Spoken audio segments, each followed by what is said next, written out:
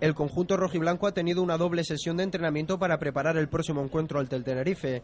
La mañana la han dedicado a ejercitarse en el gimnasio, mientras que por la tarde han saltado al terreno de juego. El único que no lo ha hecho ha sido Gregory, que se encuentra sobrecargado en el bíceps femoral de su muslo derecho.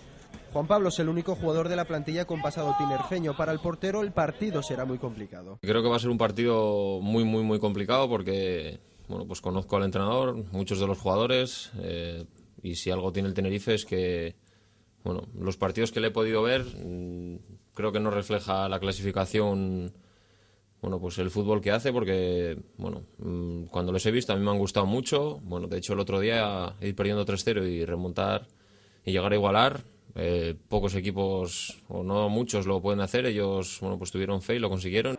La delantera es la posición en la que Preciado tiene más dudas. Tanto Barral como Vilis alternan el puesto en el 11. Para el croata el banquillo es un lugar de sufrimiento en el que solo puede esperar su oportunidad.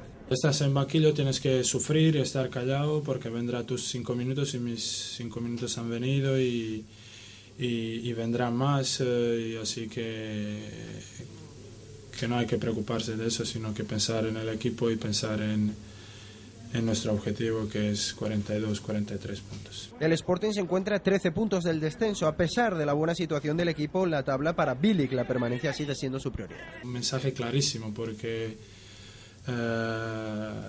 si por desgracia, por una mala suerte o algo, pierdes 2-3 partidos y otros ganan, ya estamos igualados. Así que hubo muchísimos casos que equipos que estaban con 20 puntos o incluso más puntos descendieron o se jugaban mucho en última jornada, así que no hay que pensar en la Europa sino en el partido siguiente, que es Tenerife. Esta mañana Cuellar ha pasado por las instalaciones de Mareo. El guardameta está a punto de comenzar la rehabilitación de la lesión que le mantendrá fuera del equipo lo que resta de temporada.